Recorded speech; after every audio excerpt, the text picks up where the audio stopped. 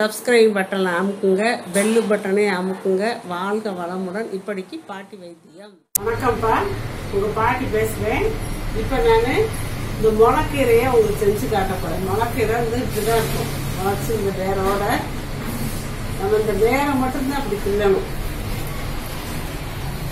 முளைக்கீரையில இதெல்லாம் நறுக்கி போட்டுக்கலாம். தண்டுல தான் சத்து இருக்கும். அதனால நம்ம இந்த இலையா ஒருத்தர் விவரம் தெரியாம என்ன செய்வாங்க, இலையா சொல்லிட்டு தண்டை கீழே போட்டுருவாங்க. தண்டு கீழே போடக்கூடாது.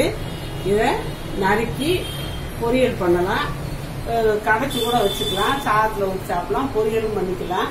இது நல்ல நரம்புகளுக்குலாம் ரொம்ப பலம் கொடுக்கக்கூடியதுப்பா. ரொம்ப கீரையிலே பொதுவாக சத்து உள்ளதுதான், உங்களுக்கு எல்லாத்துக்கும் தெரியும். இது வந்து நரம்புக்கு மெயினா இது பலம் கொடுக்கக்கூடியது. இதையும் நம்ம கூட சேர்த்துக்கலாம்.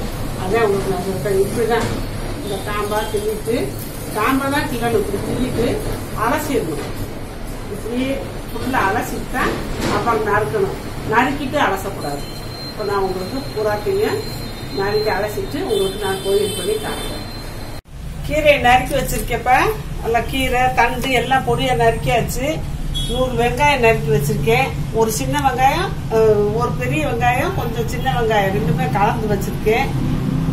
இது வந்து தேங்காயும் பச்சை மிளகா, ஒரு பச்சை மிளகா அப்படியே மிக்சியில துருவி லாஸ்ட்ல போடுவேன். பூண்டு ஒரு 10 பல்லு தட்டி வச்சிருக்கேன். கடுகு, உளுந்து, சீரகம் இதை போட்டு தாளிக்க போறேன். பாருங்க பாப்பா. இப்ப எண்ணெய் ஒரு ஸ்பூன் ஊத்திக்கலாம்ப்பா. நல்லெண்ணெய் நாங்க அரைச்ச எண்ணெய் இப்படி பொங்குதுப்பா. கடுகு,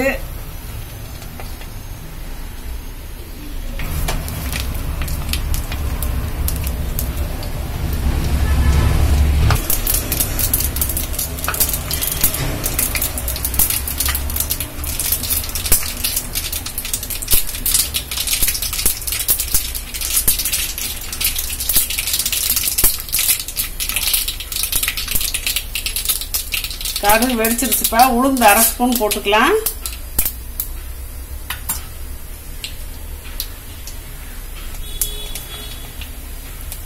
சீரகம் ஒரு 3/4 ஸ்பூன் போடுறப்ப, வெங்காயம் போட்டாச்சு.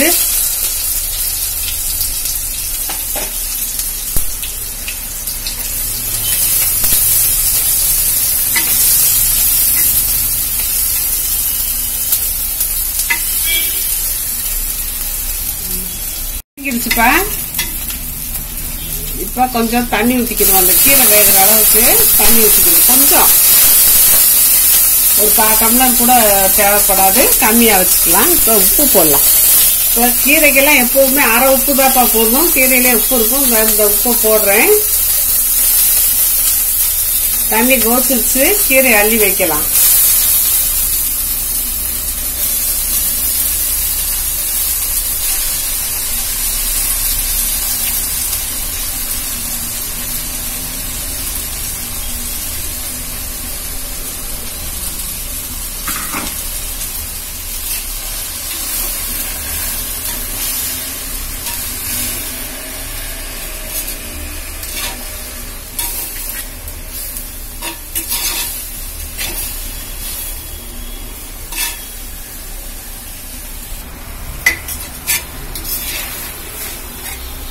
கீரையை இப்படி பெரட்டி விட்டாச்சுப்பா.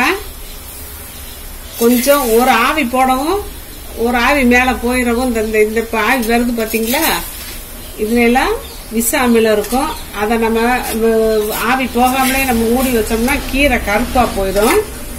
அந்த மாதிரி கீரை கருப்பாக கூடாதுன்னா கொஞ்சம் ஆவியெல்லாம் போக விட்டுட்டு அப்புறம் மூடி வச்சிடணும். கப்புன்னு மூடி வச்சா 1 நிமிஷம் தான், 1 நிமிஷம் 2 நிமிஷத்துல வந்துடும். ஆவி போயிடுச்சுப்பா. நம்ம மூடி வைப்போம். ஆவி போகுதுல, போயிடுச்சு. இப்ப நம்ம மூடி வச்சுக்கலாம். இப்ப திறந்துட்டு இந்த பூண்டு தட்டி வச்சோம்லப்பா, அதை போட்டுருவோம். போட்டு ஒரு பரட்டி திருப்பி ஒரு மூடி வச்சிருவோம். 1 நிமிஷம் கழிச்சு பூண்டை போட்டோம். பூண்டு ரொம்ப நேரம் வேகக்கூடாதுன்னு தான் நான் கொஞ்சம் லேட்டா போடுறேன்.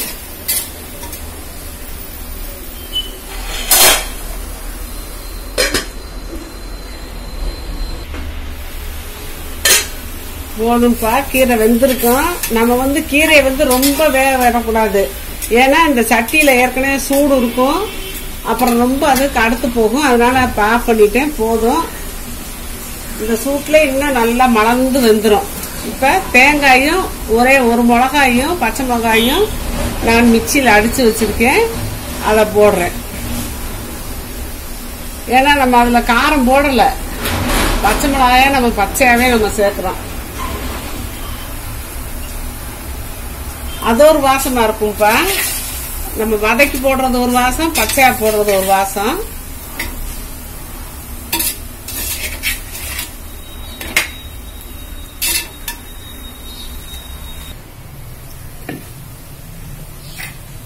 இப்ப கீரை பொரியல், முளைக்கீரைப்பா, முளைக்கீரை பொரியல் ரெடி ஆயிடுச்சு. மண் சட்டியில சூப்பரா இருக்கு. இந்த பொரியலை நம்ம வெறுவாயிலே கூட ஒரு தட்டில் எடுத்து வச்சு சாப்பிடலாம். சாம்பார் சாதம், காரக்குழம்பு, ரசம், தயிர் சாதம் எல்லாத்துக்குமே நம்ம இந்த கீரை பொரியலை சாப்பிடலாம்ப்பா. வழக்கமா சமைக்கிறவங்களுக்கு தெரியும் கீரைக்கு அரை உப்பு தான் போடணும்னு. புதுசா சமைக்கிறவங்க கீரை நிறைய தெரியும், அதுக்கு தகுந்த உப்பு போட்டீங்கன்னா அப்புறம் சாப்பிடவே முடியாது, வாயில வைக்கவே முடியாதுப்பா. அதனால நல்லா தெரிஞ்சுக்கங்க. புதுசா சமையல் பண்றவங்க கீரைக்கு எப்பவுமே அரை உப்பு தான் போடணும். அப்புறம் கூட பட்டாணி கூட போட்டுக்கலாம், போதும் அரை உப்பு. ஏன்னா ஏற்கனவே கீரைகள் உப்பு, தாது உப்புக்கெல்லாம் இருக்குன்னு சொல்லுவாங்க, அதே ஒரு உப்பாட்டம் தெரியும். அதனால நீங்க இந்த மாதிரி சமைச்சுக்கோங்கப்பா.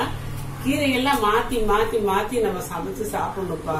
ஒரே கீரையாவும் சாப்பிடக்கூடாது, பல சத்து நம்ம உடம்புக்கு தேவை தானே. அதனால அடுத்தடுத்து நான் இந்த கீரை கிடைச்சாலும் நான் போடுறேன். ஏற்கனவே போட்டுருக்கேன், இப்பயும் போடுறேன். பாருங்க, இனிமேலும் போடுவேன். அதனால நீங்க இந்த மாதிரி கீரையில அடிக்கடி சேர்த்துக்கோங்க. வாழ்க வளமுடன். சப்ஸ்கிரைப் பட்டனை அமுக்குங்க, பெல்லு பட்டனை அமுக்குங்க. வாழ்க வளமுடன். இப்படிக்கு பாட்டி வைத்தியம்.